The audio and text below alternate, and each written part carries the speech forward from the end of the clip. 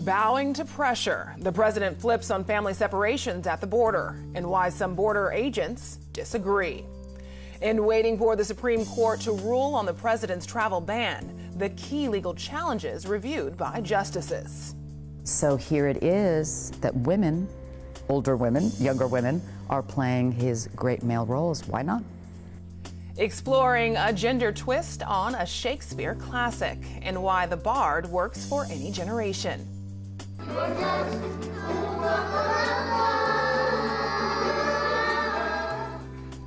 It's better than pomp and circumstance. The classmates celebrating a special milestone in the heart of downtown San Diego.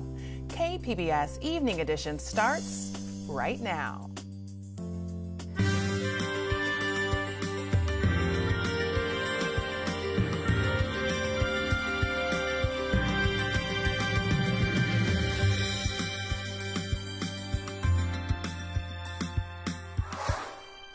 Good evening and thanks for joining us. I'm Ebony Monet. The images and sounds of children forced to leave their parents at the border have sparked an emotional outcry around the nation. President Trump responded today with a new executive order. So we're keeping families together, and this will solve that problem. At the same time, we are keeping a very powerful border, and it continues to be a zero tolerance. We have zero tolerance for people that enter our country illegally. This order is supposed to end the forced family separations after they cross the U.S. border illegally. This marks a dramatic turnaround for the president. He has repeatedly said his administration had no choice but to separate families. He blamed the Democrats, federal law, and a court decision. Today's order will continue the practice of locking up immigrant families under the president's zero tolerance policy. But a San Diego spokesman for the National Border Patrol Council says he doesn't agree with the public outcry on family separations. KPBS Frontiers reporter Jean Guerrero explains. Joshua Wilson is the vice president for the San Diego chapter of the National Border Patrol Council.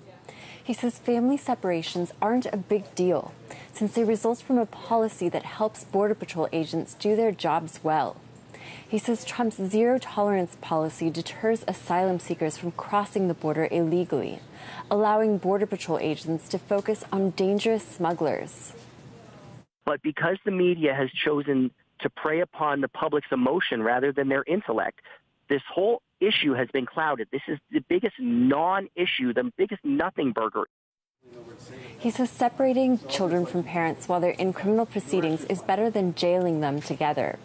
It's unclear how Trump's order is going to be implemented, since a court ruling prohibits jailing of children. Jean Guerrero, KPBS News.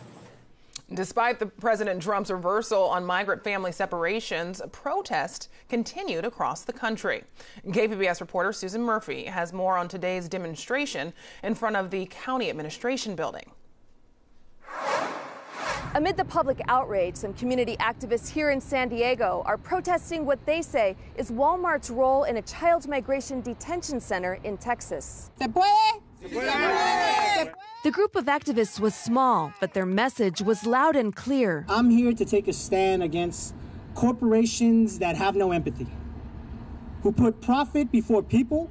The dozen protesters say Walmart knowingly sold one of its old supercenters in Brownsville, Texas in 2016 to a company that would lease the building to a child immigration detention center. We call out Walmart. You knew that you were selling this for this purpose. So come out and say never again. As of Monday, the facility was holding nearly 1,500 boys between the ages of 10 and 18. Many of their parents had been detained for crossing the border illegally. Some of the minors had crossed the border alone. You have the largest corporate structure in the United States, perhaps even in the world. You can do a lot about this. Walmart recently tweeted they had no idea their store would go to be used in such a disturbing way. The activists displayed documents they say prove Walmart continues to receive payments toward the sale of the property.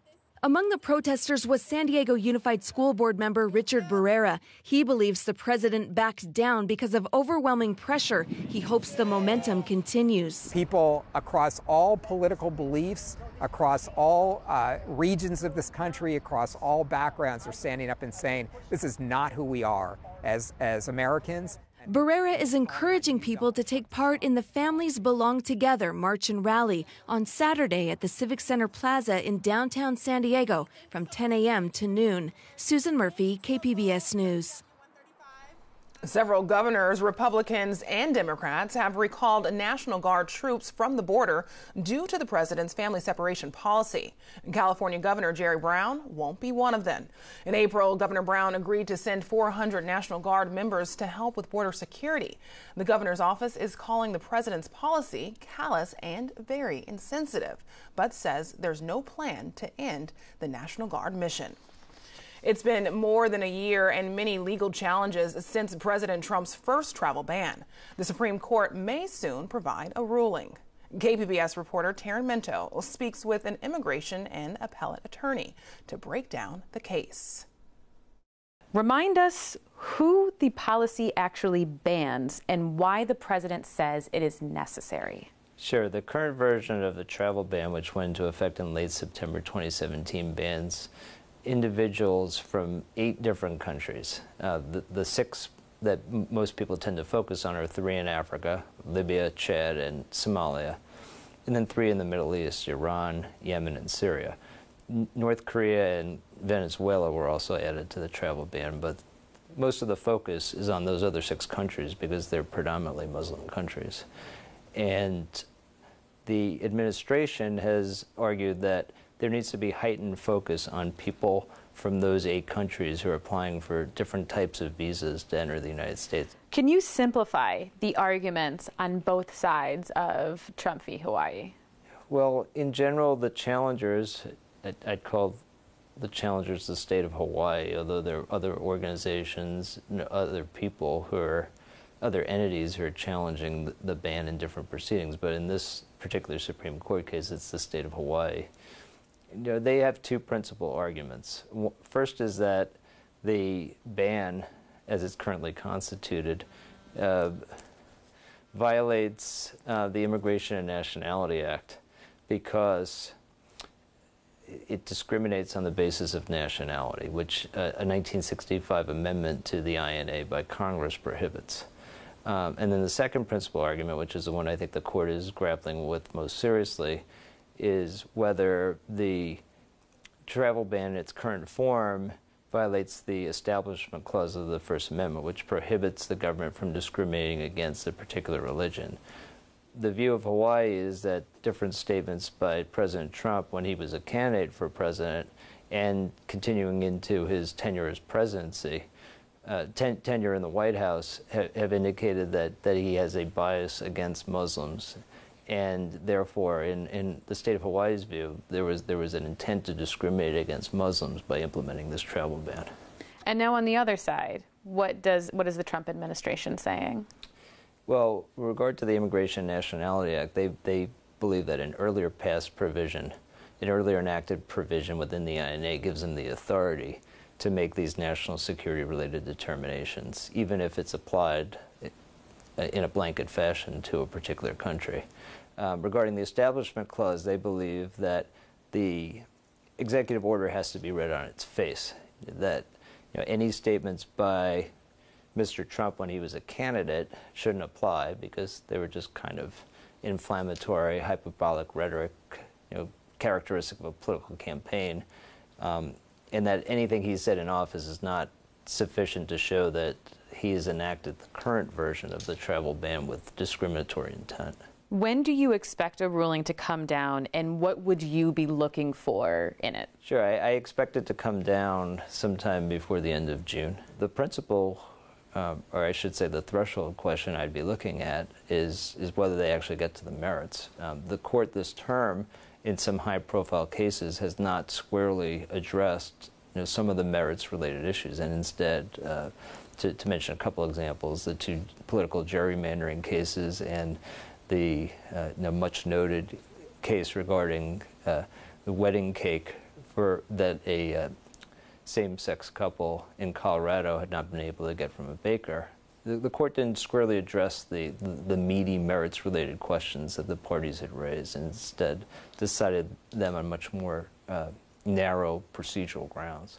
So I'll be looking to see whether the court does that here or whether they actually go forward and address the Establishment Clause question, which would really be a novel development in Supreme Court jurisprudence. The legal fight between California and President Trump played out today in Sacramento. A federal judge heard arguments from both sides over the state's sanctuary laws. Last year, California limited the type of information that can be shared with federal agents in deportation cases. Several local governments, including the San Diego County Board of Supervisors, are publicly supporting the Trump lawsuit. But this is history in the making, and we're doing the right thing by exhibiting our values, California values, not Jeff Sessions' values. I think what we're doing is we're just poking the bear, because California is not bigger than the union. No decision has been announced for today's hearing. Either way, it will likely be appealed. California may be the first in the nation to tighten standards for when police can use deadly force. The bill moved forward in a state Senate committee yesterday. It calls for limiting police use of deadly force to situations where it's necessary to prevent imminent and serious injury or death to the officer or another person. California's current reasonable force standard makes it rare for officers to be charged after a shooting. It's been a week since a new storage center designed to help people who are homeless opened near downtown. KPBS reporter Matt Hoffman says it's able to accommodate up to 500 people, but only a fraction of the storage units have been assigned. Okay, blue shirt, jersey, shirt. Amber Enlin has been living on the streets for the last 8 months. I call it enjoying the great outdoors. You gotta be positive. She just got a bin at the new storage facility on 20th Street. I know, shirt, silverware. And says it's a huge help. It's gonna be, how can you knock this? They literally did my paperwork for me, got my bin out for me, took my bin back for me. Thank you. What do I have to do? Sign and date? All right. But not everyone in need can use the facility. Right now, people can only get storage here if they are referred by police or by another storage facility run by the group Think Dignity. If I could put my stuff over here, I'd have more stuff. But I have to throw stuff away just because I can't leave it. Michael Harley says right now he has to carry his stuff around, which can get dangerous. Well, I got my clothes in there, my underwear, my chonies, my socks, and everything in the steel. They steal everything here. Everything. The new storage center is costing the City and Housing Commission $1.4 million to keep open for a year. It can accommodate up to 500 people, but after being open for a week, the city says just 38 people have bins here. A spokesman for San Diego Mayor Kevin Faulconer says the storage center is already helping people, and a gradual intake of clients will ensure long-term success of the program. Yeah, I love the city's effect because they're doing a proper thing about getting off the street. People come from all over the world to come here, San Diego, California, and then they see this stuff. The city says they are looking into having homeless service providers also give referrals to the storage facility. Matt Hoffman, KPBS News. It was an ideal day to introduce kids to Balboa Park. The fountain outside the Fleet Science Center was both a water playground and a picnic area. Julia Wyden explains just how long the sunny weather will stick around in tonight's forecast. We've had some pretty delightful weather here in the San Diego area. I'm meteorologist Julia Wyden. Of course, it is to be expected this time of year. We have highs that are mostly in the 70s, and that's going to continue for the next several days. In the morning hours, however, some cloud cover tends to roll on into our coastal spots. The good thing is that it does break away by the afternoon. We'll see that yet again tonight. We'll have some fog moving in late, and that could obscure the view a little bit. But you look at our current satellite and radar imagery, and there is not a whole lot to show. In fact, there's absolutely nothing to show you. It's not just for folks in Southern California. It goes for all up throughout the entirety of the state. We are going to be staying dry for the next few days here. For tonight, we'll be dropping down to the mid-60s. Again, some fog rolling in from that marine layer that comes on through. The sun should help to burn things off, though, as we head on into the afternoon. Looking around the area, temperature tonight in Ramona is down to 56 degrees, 73 in Borrego Springs. Let's take you into Thursday. High pressure in place over the desert regions. That allows for those temperatures to heat off in that direction, but will be rather cool in our coastal spots yet again. High temp in Oceanside, 75, 73 San Diego. Chula Vista also 73 degrees. Warmer out towards Borrego Springs at 108 degrees. And hey, if you are a fan of the San Diego Padres and you want to head on up to San Francisco to catch their game against the Giants, your temperatures at first pitch will be in the low 70s. Looks like a really comfortable night. The wind's a little breezy coming in out of the west, up to 25 miles per hour. Weekend outlook looks fantastic. Beautiful weather in store for here yet again. Temperature at the coast in the mid 70s for Saturday and Sunday. As we take you farther inland, your temps here will be in the low 80s. That's a little cooler than Friday, where the highs will be in the upper 80s. Forecast in the mountain region, low to mid 80s Thursday and Friday, dipping to 70s for Saturday and Sunday. And in the desert regions, we will stay in the triple-digit zone. Back to you, Ebony.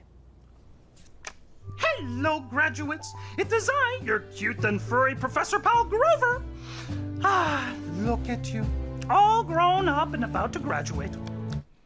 And Apple finds its way to Sesame Street today. The company says they're teaming up to create children's programming for Apple streaming services. The long-running Sesame Street program, which airs on PBS and HBO, is not part of the deal. Apple is tapping other big industry names like Oprah to compete with Netflix and other streaming services. It's graduation season, and today a special group of students took the stage at Father Joe's Villages downtown. KPBS video journalist Katie Shulov introduces us to the new graduates. Proud parents, caps and gowns, teary-eyed teachers, that song. Graduation day can be stressful. Congratulations. Especially when you're 5. Okay. Be happy. You're going to have fun. But with some words of encouragement from her dad, Viviana King cheered right up, just in time for her musical performance. So far away, I hold you in my heart. I just got promoted from kindergarten, but I was a little shy. Viviana is now a preschool graduate from the Father Joe's Villages Therapeutic Child Care Center. The majority of her 24 classmates are homeless. It inspires you to do your best in your life. Mark Galindo, in a tux for the occasion, is one of the preschool's 3 teachers. He says it's the only program of its kind in San Diego, with therapists and psychologists on hand to assess the kids' needs. It's amazing to see how fast they grow up in the world that they live in. But when they come into our classroom, they know exactly what to expect on a daily basis, including snacks and lunch, including having their roof over their head, but also with their friends that come in and visit with them. It's just that routine that saves the day, that allows them to learn and thrive. Love you. Oh, they made you a candy lane. Viviana lived at Father Joe's in 2016 with her mom, Christina Lemoyne. When Lemoyne left a year later, she kept Viviana enrolled because... kind of like family, like they're basically her second home. Lemoyne says she couldn't have looked for work during the day and gotten back on her feet without the preschool. I appreciated the therapy part of it and the support that I had for them to help keep her off these streets during the days.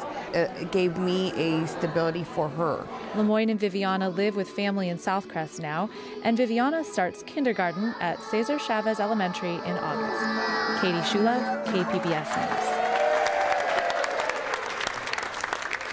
I'm Judy Woodruff. Tonight on the NewsHour, facing growing outrage over his immigration policy, President Trump changes course to keep children with their parents. Coming up at 7 after Evening Edition on KPBS. Actress Kate Burton is probably best known for her film role in Big Trouble in Little China and her TV roles in Scandal and Grey's Anatomy. Currently, she stars as Prospera in the Golden Globe Theater's gender-swapped production of Shakespeare's The Tempest. KPBS arts reporter Beth Accomando goes behind the scenes to check out the production. The Tempest was likely William Shakespeare's final play. It revolves around a magician who orchestrates a shipwreck in much the same way a playwright lays out a plot on stage. But when the Bard's plays were performed some 400 years ago, there were no actresses on stage, says Kate Burton. Originally, all the women were played by young men. He was writing female roles, some of the greatest female roles that have ever been conceived. I've played many of them for young men. And so here it is that women are playing his great male roles. Why not? Why not is exactly what director Joe Dowling was thinking. He decided to change the male lead of Prospero into the female Prospera and cast Burton in the role. The issues that are big in the play, those of protecting her young, the idea of the eventual reconciliation and forgiveness, they're not solely male attributes. You know, we discussed playing Prospero as a man, which has been done by many actresses. And then as I was reading it, I thought, no, let's just make her a woman. That was Joe Dowling, our wonderful director, his initial instinct. And that's what's so terribly exciting for women right now, is that, you know, you can play this part as a man, you can play this part as a woman. It is equally and differently wonderful. It also means that people who think they know the play may be prompted to look at it with fresh eyes. The operative word, fresh eyes. You know, any Shakespeare play, and this is the beauty of him as a writer as well, is that you can put many different turns and takes on it. Absolutely. The words of Prospero coming out of the mouth of Prospera take on a decidedly different twist, and it's great. Actor Robert Foxworth. The enlightenment that women playing traditional male roles bring to the language and the understanding of the play, I think will be very, very awakening to people. That's the thing about Shakespeare's writing. It works for every generation. I think that's true. And so I think the plays really do demand, every time one does them, to look at them through the prism of where we are now. Thank goodness, finally, there is an acceptance that women in Shakespeare can play whatever role that they're suited to, as opposed to whatever role their gender determines. Then that does give an audience a new look at the play. The thing is about this writing that is so extraordinary is that, as I say, it hits you at different points in your life, and there's always those moments in rehearsal where you just have to stop and take a breath and go, what is the genius of this man? Wow. 400 years later, we're still doing these plays. The Tempest is also a play that's very much about theater and performance. That's the reason why we've taken the look we have at it, which is that in some way on this desert island there is an abandoned theater, and that's where Prospera has made her home, and that's where the play takes place. So it's the wooden O, the rounded O, and you know, he even makes a reference to it in one of my speeches in the second act, the great globe itself. And so you know there's double entendres of everything that he talks about, particularly with Prospero in the second act, he's saying goodbye. So the fact that we are in this extraordinary theater within a theater is just what it does. It helps us, the actors, tell you the story. And though it wasn't sort of designed as a Shakespearean Elizabethan stage, it has all the elements, the doors below, the balconies above. So it has all those elements that allow us to really explore the play. But it also, coming from the notion that this is a play about performance, then it heightens those performances. David Reynoso's costumes also heighten that sense of performance. He has interpreted the play in exactly the terms that I've been talking about. I mean, very theatrical, somewhat glitzy, a feeling that it is about performance, and yet he's managed to keep the sort of contemporary look. And a contemporary spin to the play's idea about the rarer action is in virtue than in vengeance. So whether it's on a personal level or on a level of international politics, I think it's terribly important to understand that message and to recognize that even though Prospera has been badly treated, appallingly treated, she's capable at the end of saying to her brother, whom she loathes for what he did, she's saying, I forgive you. And that's a huge message that I think we can all learn from good old Willie. Indeed. Beth Accomando, KPBS News. The world's first known manta ray nursery has been found in the Gulf of Mexico. A graduate student from UC San Diego and other researchers discovered the habitat off the coast of Texas. Little is known about the species since they're rarely seen in coastal waters, making them hard to study. Researchers plan to tag the animals and track their behavior. Mantas were listed as threatened under the U.S. Endangered Species Act earlier this year. Here's a look at what we're working on for tomorrow in the KPBS newsroom. On Morning Edition, accountability in San Ysidro. Prosecutors say they're looking into former school district officials for the potential of fraud. And on Midday Edition, Beth Accomando has details on the annual Fringe Festival, which begins tomorrow in downtown San Diego. You can find tonight's stories on our website, kpbs.org/evening edition. Thanks for joining us. Have a great night.